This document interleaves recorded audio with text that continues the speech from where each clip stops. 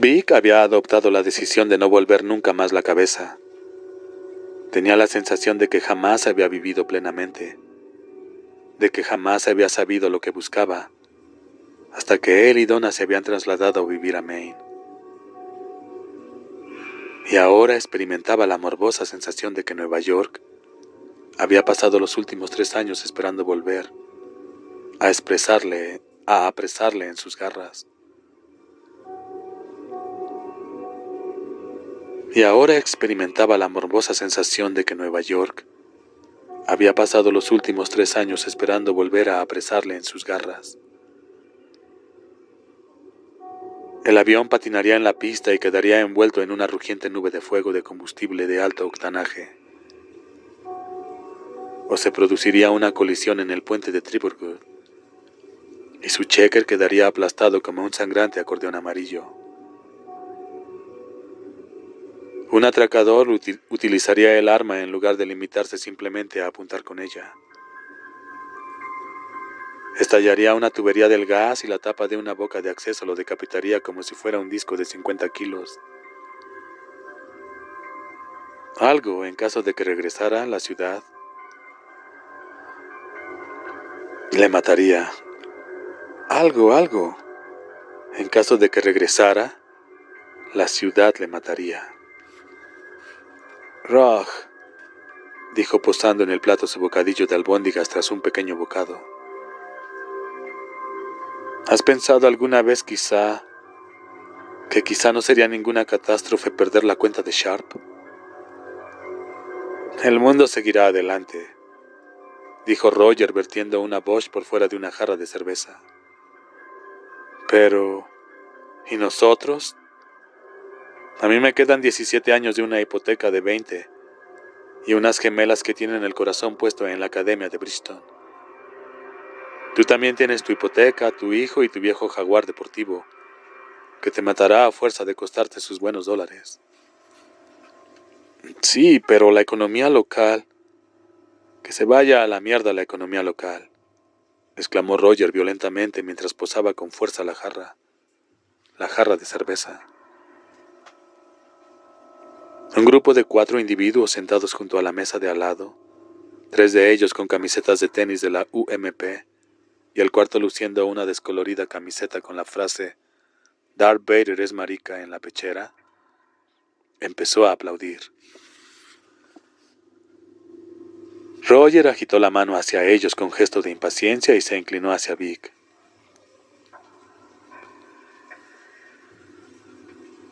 No vamos a conseguir nada haciendo campañas publicitarias por cuenta de los George Choice Blueberries y los corredores de fincas de Maine, y tú lo sabes. Si perdemos la cuenta de Sharp, vamos a hundirnos sin remedio. Por otra parte, si podemos conservar aunque solo sea una parte de la Sharp en el transcurso de los próximos 2 años, estaremos en situación de participar del presupuesto del Departamento de Turismo. E incluso tal vez tengamos alguna oportunidad con la lotería del Estado, si para entonces no la han echado a perder y se ha hundido en el olvido. Unos pasteles muy sabrosos, Vic. Podremos despedirnos de la Sharp y de sus cereales de mierda, y habrá finales felices por todas partes. El gran lobo malo tendrá que irse a buscar la comida a otra parte, y estos cerditos estarán a salvo. Todo depende de que podamos conservar algo, dijo Vic, lo cual es una posibilidad tan remota como la de que los indios de Cleveland ganen la Serie Mundial este otoño. Creo que será mejor que lo intentemos, amigo. Vic permaneció sentado en silencio, contemplando el bocadillo que se le estaba apelmazando mientras él pensaba. Era totalmente injusto, pero él podía soportar la injusticia. Lo que realmente le dolía era que el carácter insensatemente absurdo de toda la situación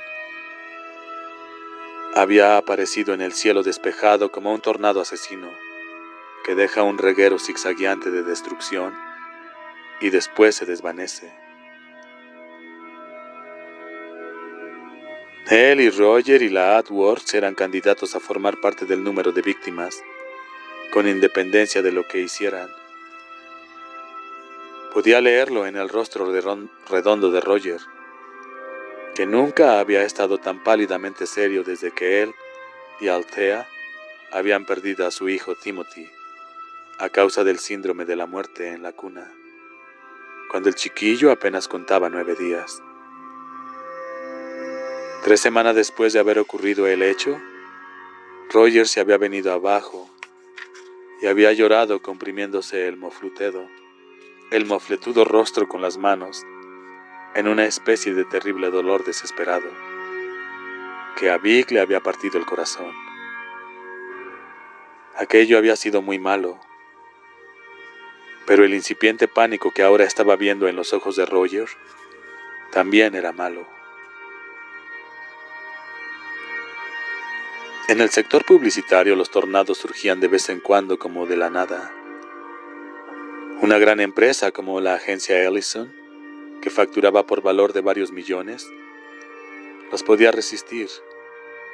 En cambio, a una empresa pequeña como la AdWords le era sencillamente imposible. Habían estado llevando un gran cesto con muchos huevecitos y otro cesto con un solo huevo, uno de gran tamaño, la cuenta de la Sharp. Y ahora estaba por ver si el huevo grande se había perdido por completo o si por lo menos se podía hacer revuelto. Ellos no habían tenido en absoluto la culpa, pero las agencias publicitarias suelen convertirse en chivos expiatorios. Vic y Roger habían formado equipo con la mayor naturalidad desde su primer esfuerzo conjunto en la agencia Ellison hacía 6 años. Vic, alto y delgado y más bien tranquilo, había sido un yin perfecto para el gordo feliz y extrovertido Young de Roger Breakstone. Se habían compenetrado muy bien tanto desde el punto de vista personal como profesional.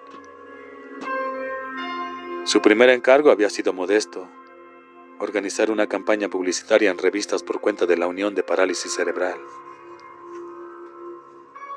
Habían creado un anuncio en blanco y negro en el que aparecía un niño con unos enormes y crueles aparatos ortopédicos en las piernas, de pie fuera de la banda, junto a la línea de la primera base de un campo de béisbol de la liga infantil.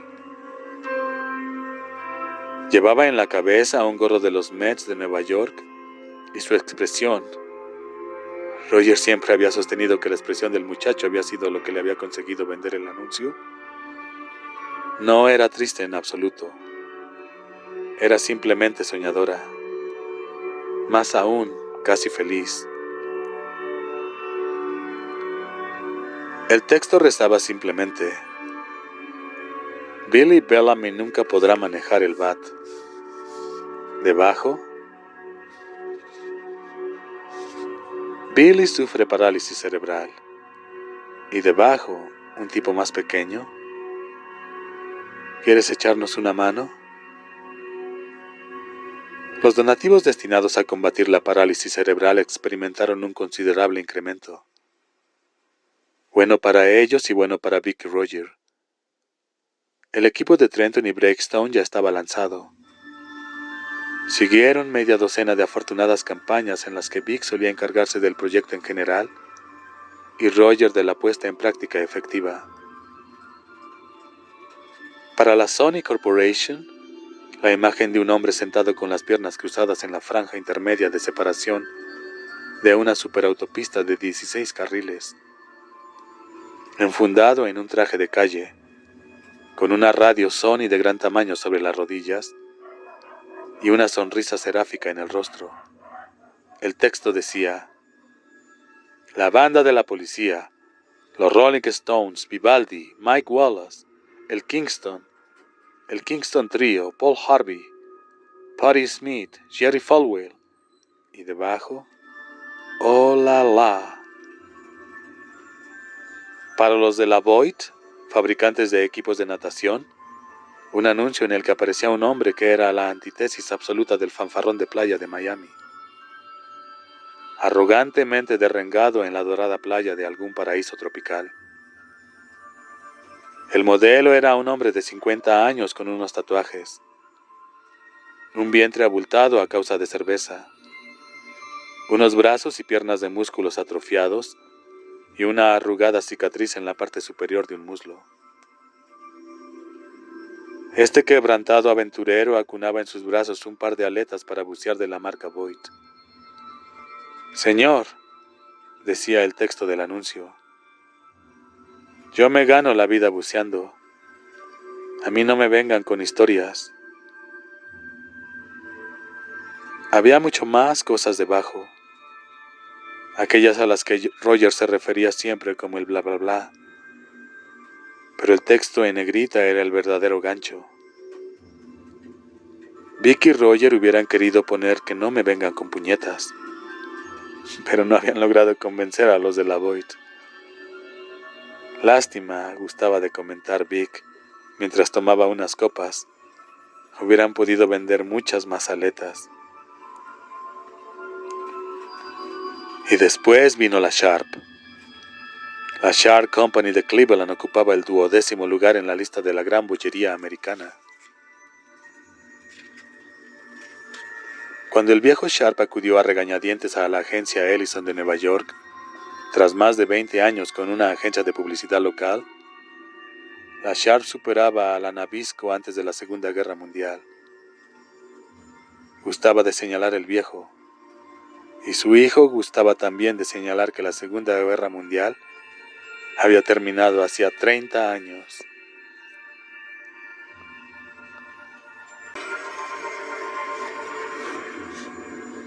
La cuenta, al principio con un periodo de prueba de 6 meses, se la habían asignado a Vic Trenton y a Roger Brexton. Al término del periodo de prueba, la Sharp había pasado del 12º al 9º lugar en el mercado de los bollos, pasteles, cereales. Un año más tarde, cuando Vic y Roger fueron a Maine para establecerse por su cuenta, la Sharp Company había subido al 7º lugar. Su campaña había sido arrolladora. Para los pastelillos Sharp, Vic y Roger crearon al tirador de precisión de pastelillos, un inepto guardia del oeste cuyos 6 fusiles disparaban pastelillos en lugar de balas. Con la ayuda de los del Departamento de Efectos Especiales, en algunos spots, chocachippers, en otros ginger snappies y en otros gachas de avena. Los spots terminaban siempre con el tirador de precisión tristemente de pie sobre un montón de pastelillos y con los fusiles a la vista. «Bueno, el malo se me ha escapado», les decía más o menos diariamente a millones de norteamericanos. «Pero tengo los pastelillos, los mejores pastelillos del oeste, y de cualquier otro lugar, me imagino». El tirador de precisión hinca el diente en un pastelillo. Su expresión denota que está experimentando el equivalente gastronómico del primer orgasmo de un muchacho. La imagen se disuelve. Para los pasteles preparados, 16 variedades distintas, desde el bizcocho sencillo a la empanada y el pastel de queso, se había creado el spot que Vic denominaba de George y Gracie. Aparecen George y Gracie abandonando un fabuloso banquete en el que la mesa del buffet muestra toda clase de exquisiteces. Se pasa a un pequeño y modesto apartamento fuertemente iluminado. George se encuentra sentado junto a una sencilla mesa de cocina, cubierta con un mantel a cuadros. Gracie saca un bizcocho Sharp, o un pastel de queso, o una empanada, del congelador de su viejo frigorífico, y lo coloca sobre la mesa. Ambos lucen todavía sus atuendos de etiqueta. Se miran sonrientes a los ojos con afecto, amor y comprensión. 2 personas en perfecta sintonía. Se disuelve la escena con estas palabras sobre un fondo negro. A veces lo único que hace falta es un pastel Sharp. No se pronunciaba ni una sola palabra en todo el spot. Con este spot habían ganado un Clio. Al igual que con el profesor de los cereales Sharp, acogido en el sector como el anuncio más responsable jamás creado con vistas a la programación infantil, Vic y Roger lo habían considerado su éxito más resonante. Pero ahora el profesor de los cereales Sharp había regresado y se había convertido para ellos en una pesadilla.